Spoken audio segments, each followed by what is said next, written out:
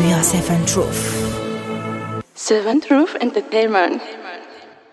Après 2 ans et quelques mois à la tête de la commune de Sangalkam, le maire Alpha Bokar Khouma a tenu à rappeler ses différentes réalisations. En effet, il a organisé une visite des chantiers en compagnie de la presse locale et de son équipe municipale. Les secteurs les plus touchés sont l'éducation et la santé. Après la visite, il a accordé un entretien à la presse présente afin de faire le point. Voici les grands moments. Merci beaucoup, chers amis de la presse locale. D'abord, à l'entame de mon propos, je voudrais vraiment vous remercier parce que, comme vous le savez, hier, on a passé une journée très difficile de 9h à 22h. J'étais avec nous pour vraiment partager les informations à travers une visite de chantier que nous avons initiée pour voir l'état d'avancement des travaux au niveau de la commune de Sangalkam, c'est-à-dire les travaux que la commune est en train d'effectuer, mais aussi les travaux de l'État. Donc je profite de cette occasion pour vous remercier vraiment toute la presse locale qui œuvre dans l'arrondissement de Sangalkam. Donc hier, on a effectué une journée de visite de chantier parce que depuis 2022, on a entamé des chantiers sur l'éducation, sur la santé, l'environnement et sur beaucoup de secteurs. Donc nous avons effectué ces visites accompagnées du bureau municipal, des conseils municipaux aussi, pour vraiment voir l'état des travaux. Parce que comme vous l'avez vu, comme vous l'avez constaté, nous avons entamé des travaux, c'est-à-dire les salles de classe dans les villages, sur l'éducation, mais aussi on a entamé des postes qu'on est en train de construire à travers certains villages, surtout les villages de Noflay, le village de Ndiakharat, mais les villages aussi de Keur Daroussar et d'autres chantiers. S'agissant des chantiers de l'État, comme vous le savez, le stade de Sangalkam, qui est depuis presque 2018, les chantiers peinent vraiment à se terminer, mais aussi le centre de santé de Sangalkam, mais aussi la commune, la mairie que l'État a construit, mais aussi le centre socio-culturel de Sangalkam. Bon, s'agissant des chantiers de l'État, on peut dire aujourd'hui que la mairie, nous avons terminé la mairie, malgré l'État a effectué les travaux, mais nous, sur fonds propres, nous avons équipé la mairie et faire les nécessaires parce qu'à un moment donné, l'entrepreneur ne voulait plus venir construire les chantiers. Mais comme nous sommes dans le monde de l'État, et aussi nous avons aussi quelque chose à ajouter, c'est pourquoi nous avons jugé nécessaire de continuer les travaux en faisant le pavage, les portes, la peinture, ainsi de suite, et équiper la mairie. S'agissant du centre socio-culturel, comme vous le savez, il y avait le foyer de Sangalkam qui était là depuis des années, mais l'entrepreneur avait jugé nécessaire de démolir le foyer pour pouvoir après continuer les travaux. Mais j'ai appelé le chef du village, le président du foyer des jeunes, pour leur informer qu'actuellement l'entrepreneur m'a écrit une note en me disant que pour continuer les travaux, il faut qu'il démolisse le foyer des jeunes. Il a démoli et entamé les travaux, il a creusé la fondation, mais depuis lors, les travaux peinent à avancer. Donc aujourd'hui, j'ai écrit à qui le droit. J'ai écrit le ministre en charge actuellement, mais actuellement, l'entrepreneur, on l'a convoqué, mais jusqu'à présent, les travaux restent comme ça. Mais de toute façon, nous, on est en train de voir parce que le ministre des Sports, il vient d'arriver. Donc, il m'a reçu, on l'a vu, on a discuté sur ce projet. L'entrepreneur, donc, comme il n'a pas fait les travaux, je pense qu'il y a des mesures qui seront prises par rapport à ça, parce que c'est un projet de l'État, ce n'est pas la commune. Et de toute façon, Inch'Allah, on est en train de voir des voies et moyens pour que vraiment Sangalkam puisse bénéficier de son foyer des jeunes qu'il avait depuis des années. Pour le centre de santé, là, on peut dire qu'à 95%, 98%, comme on l'avait constaté hier, donc c'est terminé, il ne reste que l'inauguration. Donc actuellement, j'ai constaté, j'ai appelé j'ai vu le service technique. Il y a un agent qui travaille au niveau de la division des services techniques, Cadet, qui est en train de voir. Il a déposé la lettre au niveau de la CNET pour que vraiment le courant puisse vraiment fonctionner parce qu'actuellement le bâtiment n'a pas encore d'électricité. Donc peut-être dans 2 semaines, 3 semaines, on va effectuer vraiment ces travaux pour qu'enfin on puisse prendre la clé et remettre au médecin-chef. Donc je vous donne date bientôt pour l'inauguration du centre de santé de Sangalkam qui priorise l'ensemble des postes de santé de l'arrondissement de Sangalkam. Bon, s'agissant aussi du lycée, comme vous l'avez vu hier aussi, les travaux vraiment sont presque à 80-90%. Donc peut-être, comme c'est le ministère qui gère, on va discuter pour voir la date pour l'inauguration aussi du nouveau lycée moderne de l'arrondissement de Sangalkam. Le stade aussi, je l'ai dit. Donc actuellement, j'ai vu le ministre, on a discuté Mais il y a un rapport que le ministre a déposé sur la table du Premier ministre. Donc, elle m'a dit vraiment d'attendre monsieur le maire parce que c'est Mbaye Faye qui gère les travaux au niveau de la GTIP. Donc, actuellement, il est en phase avec le nouveau gouvernement. Donc, j'attends que les rapports soient terminés pour qu'on puisse redémarrer les travaux. Mais je dis ici, la jeunesse de Sangalkam de se patienter parce que nous, en tant que maire, en tant qu'élu, on est en train de faire notre maximum possible pour que vraiment le stade puisse être vraiment, qu'on puisse le mettre à la disposition de l'ODCAV pour qu'aujourd'hui, au lieu de quitter Sangalkam ou bien Bambilor ou d'aller au stade d'Angalundio pour jouer des matchs, donc ça puisse être une vieille doléance. Donc je le rassure que d'ici, peut-être cette année-là, c'est pas possible. Mais l'année prochaine, Inch'Allah, je pense qu'Inch'Allah, ils vont jouer les Navetan sur le stade là. Donc Super Adjo, on est en train de tout faire pour que vraiment ce bisou vraiment puisse être vraiment à la disposition de nos frères jeunes. Donc voilà en grosso modo les projets de l'État. Ce qui reste sont les projets de la commune qu'on a entamé, comme je l'ai dit tantôt, sur les salles de classe qu'on est en train de construire. Nous sommes en train de construire 25 salles de classe. Donc on avait constaté dans les vidéos, vous allez voir ça. À Sangalkam, il y a une nouvelle création, l'école 3 de Sangalkam. Parce que comme vous le savez, Sangalkam n'avait pas d'école 3, il n'y avait que 2 écoles. Mais on a joué nécessaire vraiment de construire une autre école au niveau de l'extension de Sangalkam. Donc avec 4 salles de classe, des toilettes et un bloc administratif. Sur l'école 2 aussi, on est allé là-bas, il y a 2 salles de classe. Vraiment, on est en train de construire pour que l'année prochaine, on puisse le mettre à la disposition du directeur d'école. À Ndiakhate aussi, pareil, on est en train de construire là-bas 4 salles de classe. Kandiale aussi, 4 salles de classe.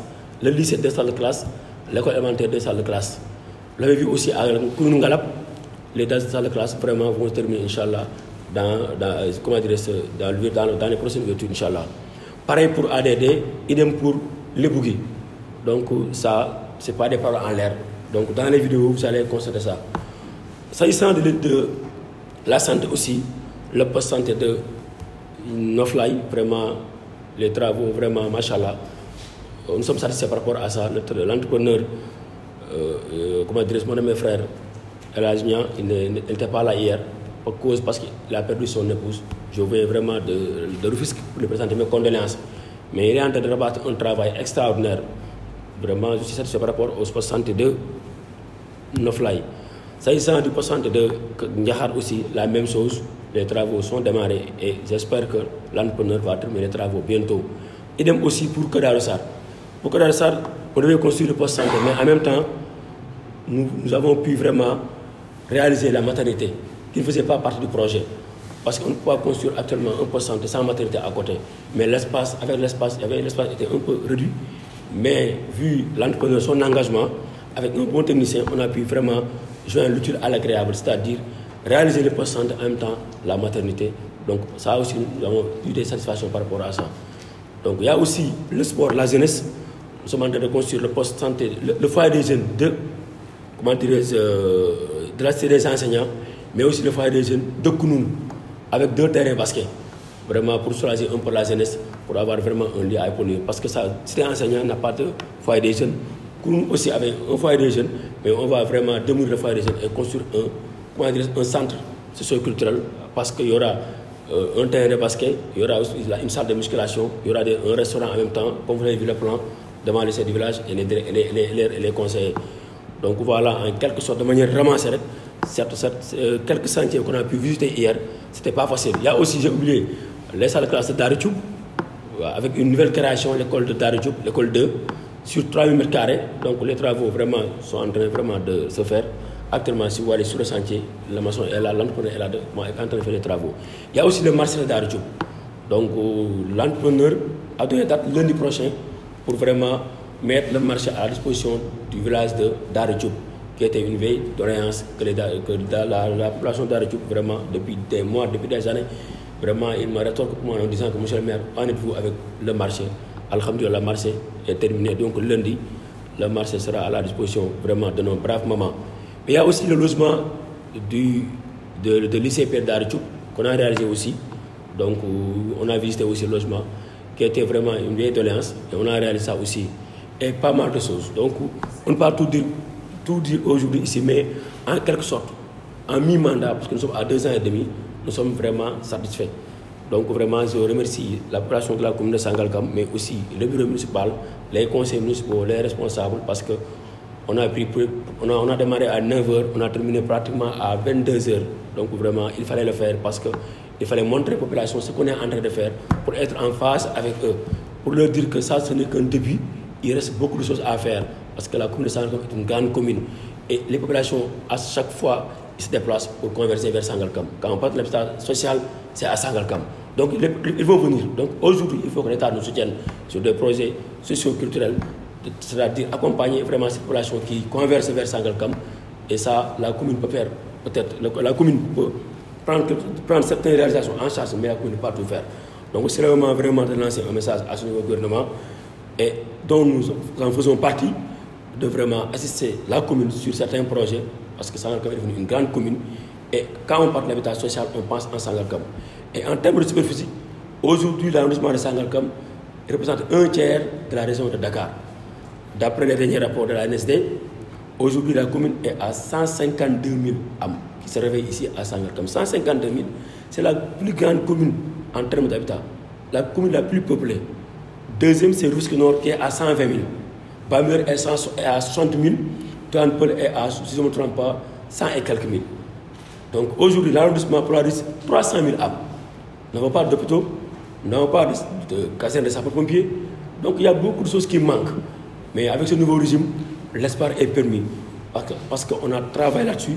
Si aujourd'hui, Bassirou Diomaye Diakhar Faye et le président de la République que nous prions pour vraiment un travail extraordinaire à travers le pays, je pense que Sangalkam aussi mérite beaucoup de choses. Parce que, comme vous avez dit tantôt, aujourd'hui, tout le monde converge par Sangalkam. Donc, on a beaucoup de choses. Vraiment, les populations réclament beaucoup de choses sur l'assainissement, la santé, l'éducation. Donc, sur ce plateau, vraiment, j'en profite pour dire au gouvernement vraiment de venir nous accompagner, surtout le pavage. Actuellement, dans beaucoup de villages, nous avons un problème de pavage. Donc, il y a des projets, par exemple, à travers Partmur, à travers aussi Promoville, à travers aussi le FERA, tous ces structures de l'État aussi pour nous accompagner. Parce qu'aujourd'hui, nous avons dit la territorialisation des politiques publiques. Donc, c'est le moment vraiment que l'État nous accompagne par rapport à ces chantiers-là. Donc, c'était ça que je voulais dire, pour remercier la population de la commune de Sangalkam, pour remercier vraiment les populations qui nous ont écoutés, les chefs de village, les délégués de quartier, les imams et tous les responsables sont mobilisés.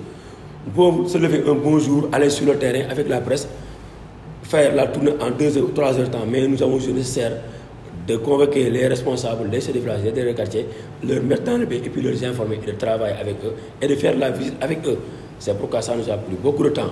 J'ai oublié aussi la maison des femmes, vraiment aujourd'hui qu'on doit inaugurer, Inch'Allah, le 8 mars prochain. Donc l'entrepreneur m'a dit dans 2 mois, donc d'ici le 8 mars, on va inaugurer la maison des femmes. J'avais oublié de dire ça aussi, qui est vraiment une première dans l'arrondissement de Sangalkam, qui a été vraiment réalisée sur fonds propres. Mais aussi, j'ai oublié aussi la maison des parents, le centre d'accueil qui a été réalisé par l'ONG Fort à travers Riskan Negay, une enveloppe de 150 millions. Aujourd'hui, comme vous l'avez vu, donc ils sont en train vraiment de faire les finitions. Donc en quelque sorte, c'était ça, l'objet vraiment de cette rencontre. Je ne dirais pas point de presse, cette rencontre pour donner quelques informations à la population de Sangalkam pour leur dire vraiment l'état d'avancement des travaux. Parce que c'était une visite de chantier à mi-mandat. Donc c'était ça en quelque sorte. S'il y a des questions peut-être, des manquements aussi à votre écoute pour échanger sur ça. S'il faut de la question. Donc 2 questions très pertinentes.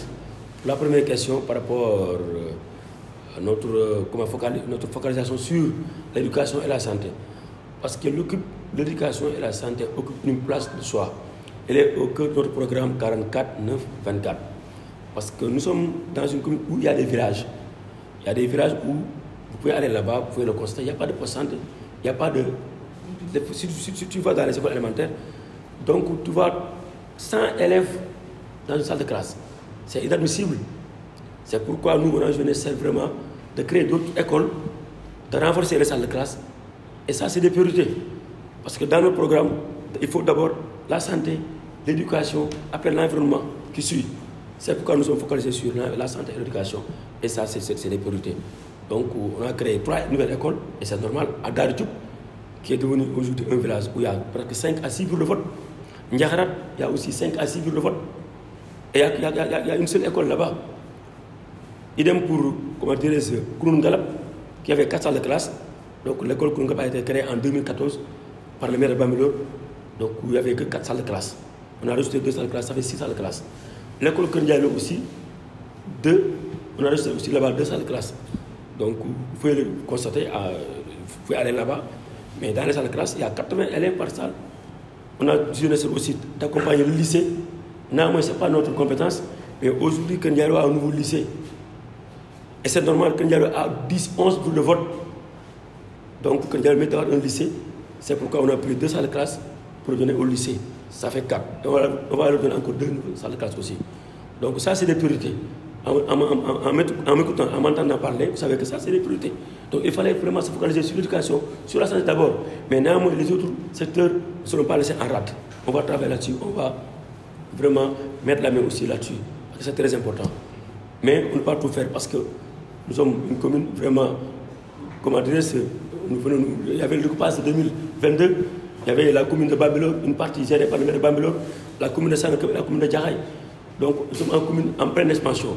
Donc dans le temps, on va essayer de voir vraiment pour améliorer et vraiment toucher l'ensemble des secteurs qui se trouvent dans la commune.